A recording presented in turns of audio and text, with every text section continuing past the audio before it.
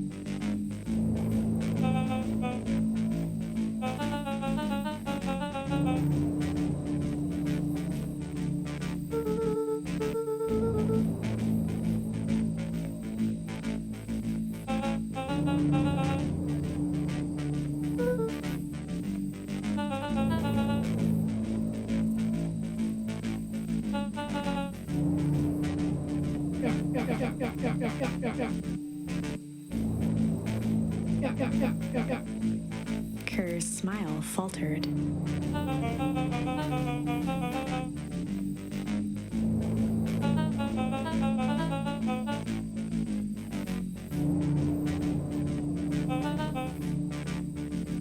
Luka's grip tightened on the MCDC.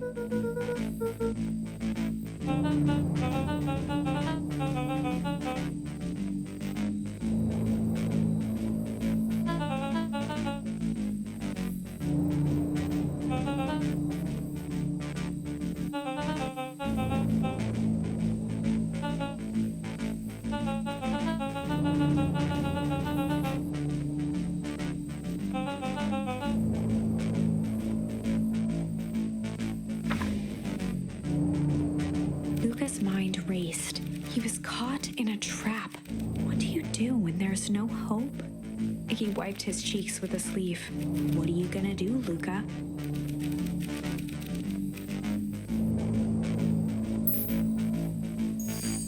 Luka drew himself up and decided to take the only option they had left. Fight. He swung the mission control defense cannon around, aiming it confidently at the smirking face of William Kerr. Luka summoned his most insolent demeanor.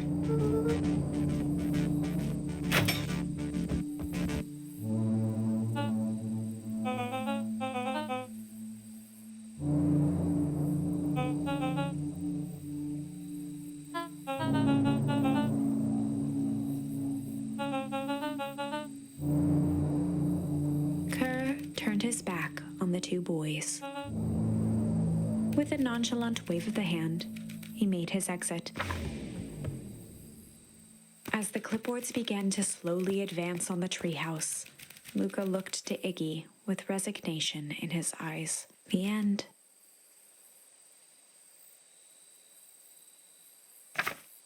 That escalated quickly. Maybe discretion was the better part of valor here. Let's put a pin in this for now.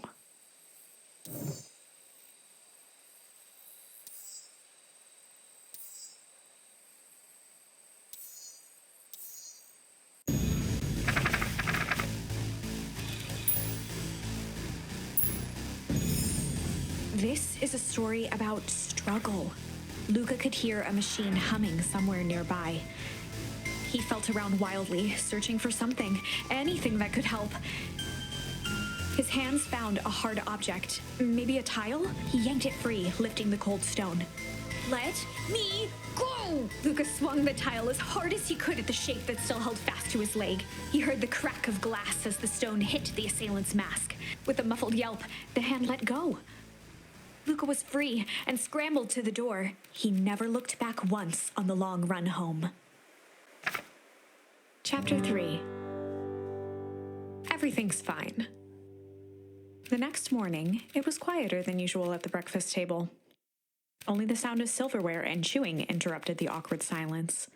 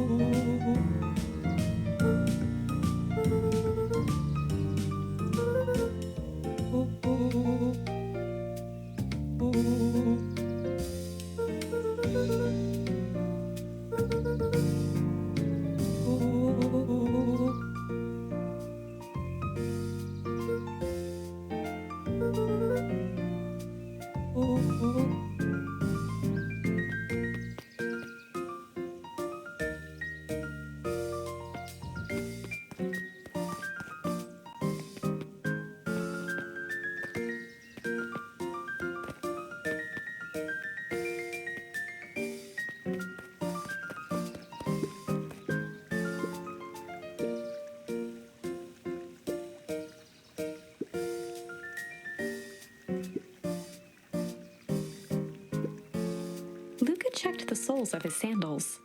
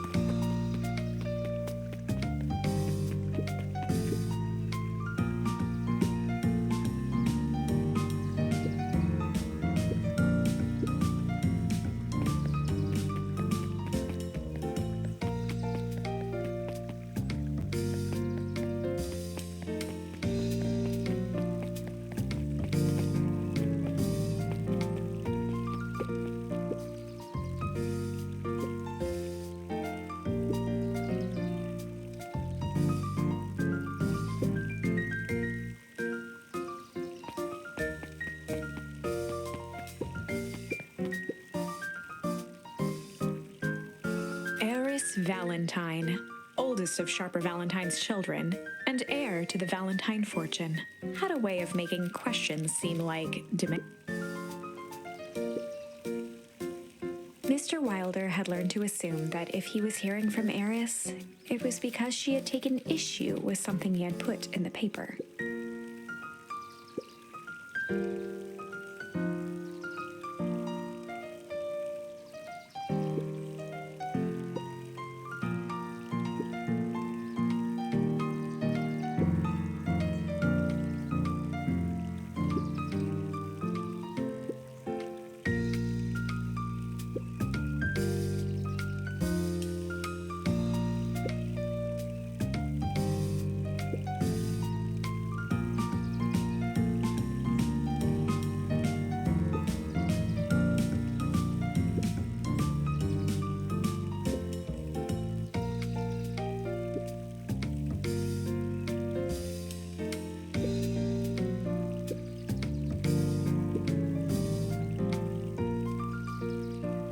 Mr. Wilder averted his gaze and began to polish his monocle.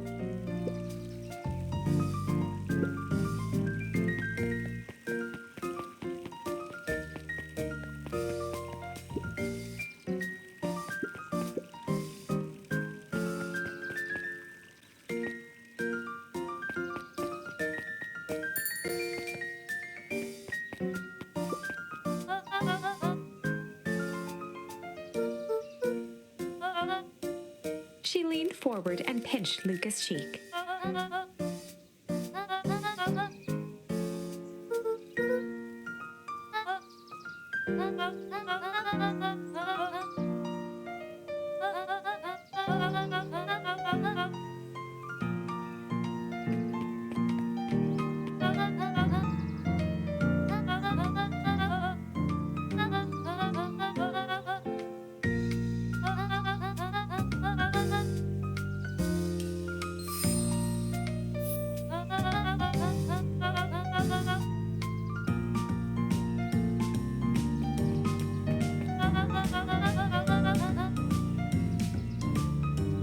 Luka shifted the basket uncomfortably.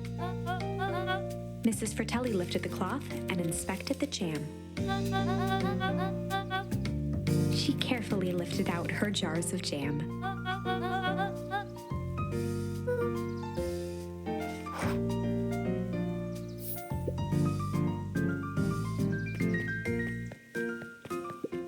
Luka squinted at the faded photo of him and his mom at the memories of that day came flooding back.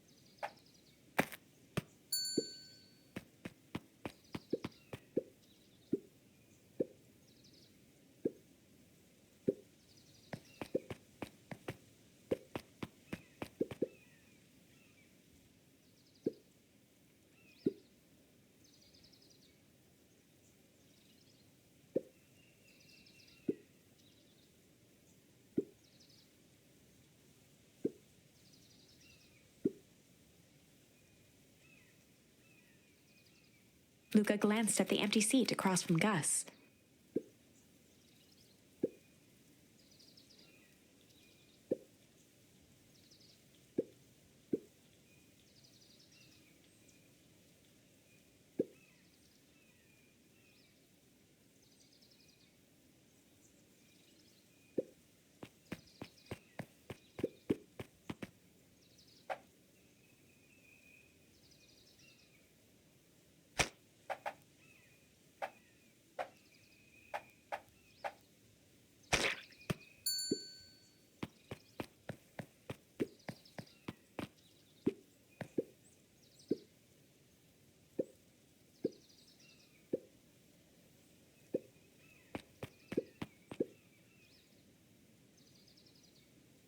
Jeff slapped the table and gave Luka a toothy grin.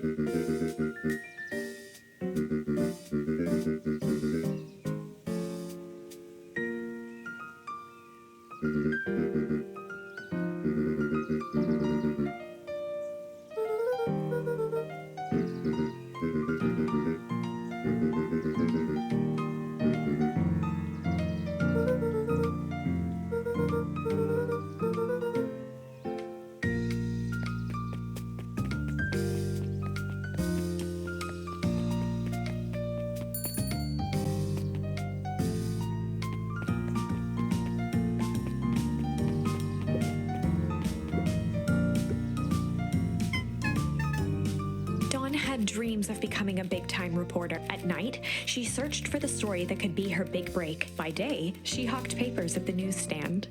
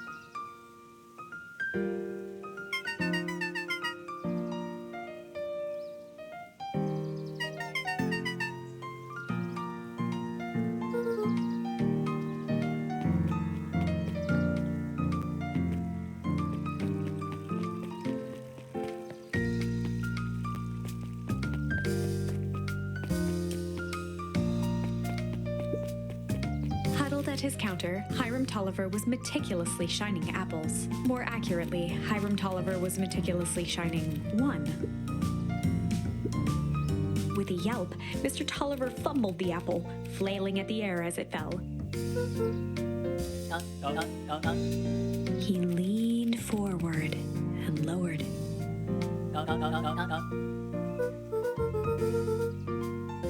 He leaned in a bit further.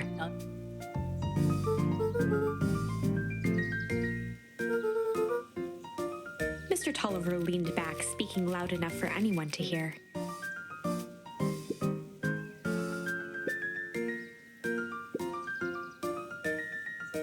He reached forward and snapped up the jars of jam, giving Luka a little wink.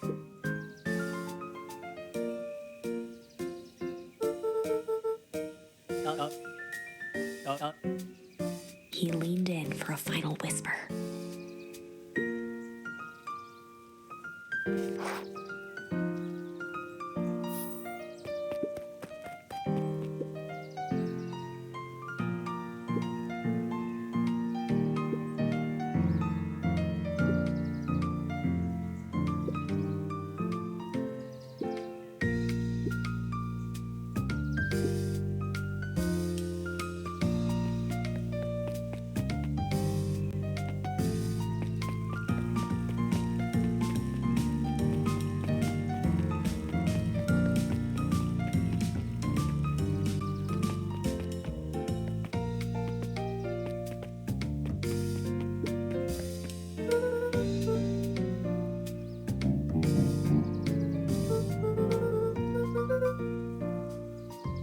Mr. Nuncreed eyed Luka for a moment, then nodded in agreement.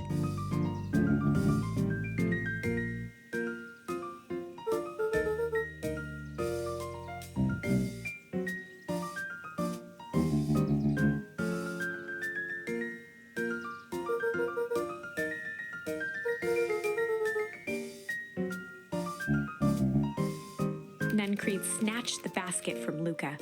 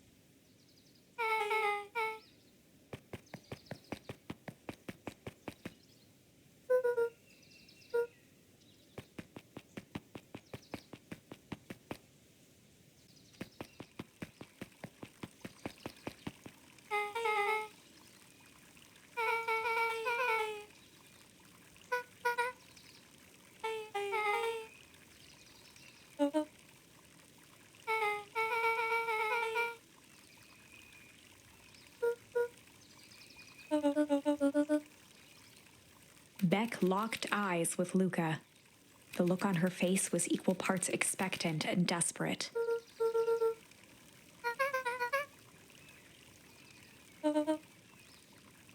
Beck gave Luka a quick nudge.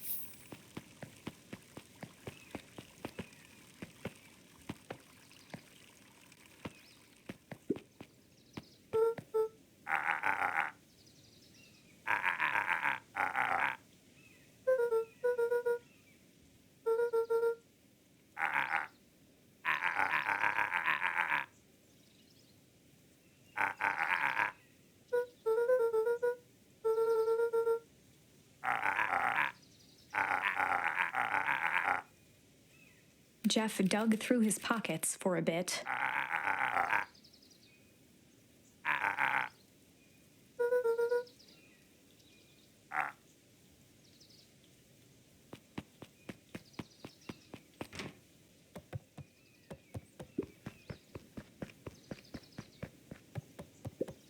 Oh, the cobs I've eaten. A salad-centric travel guide for the mildly adventurous.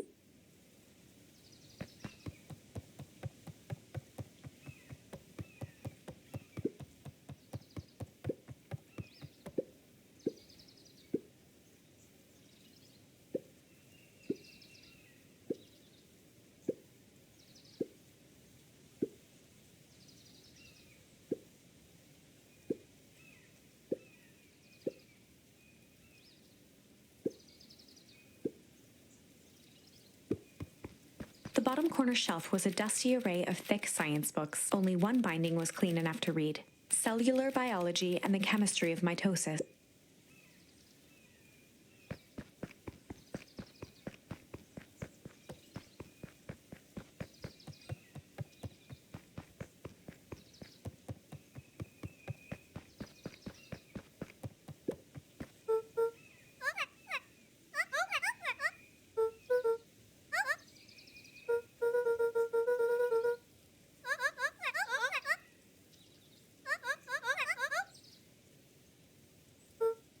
Kato motioned to the book in front of him.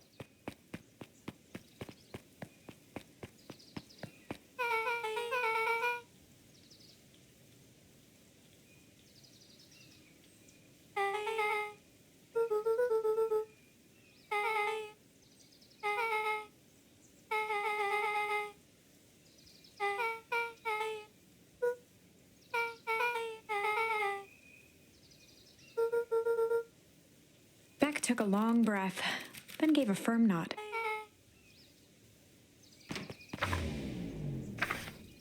Chapter 4. Dinner with the Moodwills. Ilona Moodwill was worried about change. A gardener at heart, she understood the necessity of change, relied on it, but there was a difference between the controlled world of her plants and this cluttered cottage in a strange town. Almost done. Nellie was a blur of activity, digging through boxes. Sorry, love, couldn't find the dishes. We'll have to make do with paper plates. Dinner went by without much conversation. As she watched Beck and Luka finish up their pizza, Ilona let herself relax into the chair. The things she cared about were still here. Nellie finally had the job of her dreams. Beck was beginning to take root. Ilona's task was simply to tend to them. She could do that.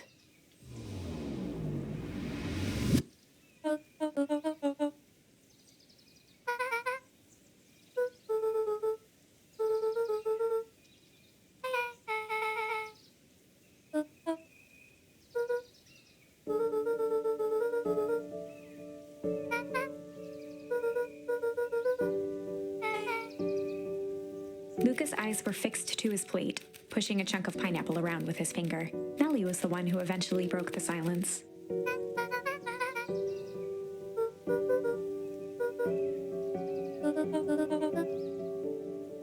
Ilona nervously gestured toward the boxes.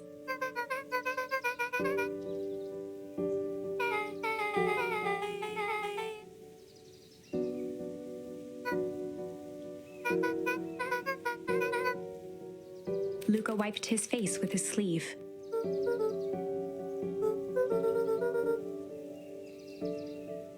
Beck gave Luka a swift kick under the table.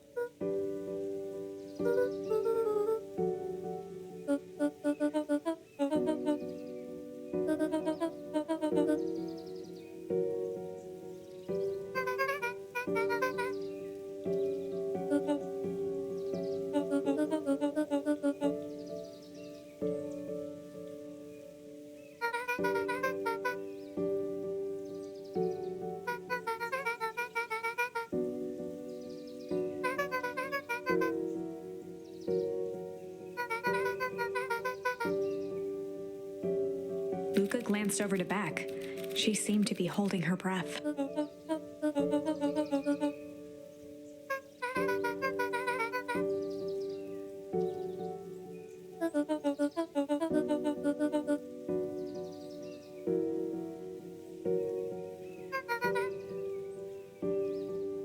Beck slammed her fist into the table, perhaps harder than she intended.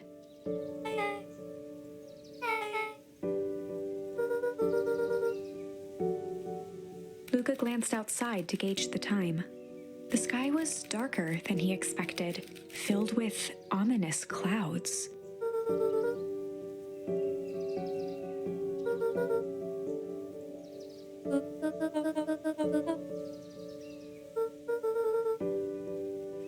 Luka wiped his mouth one last time with his napkin and started to get up.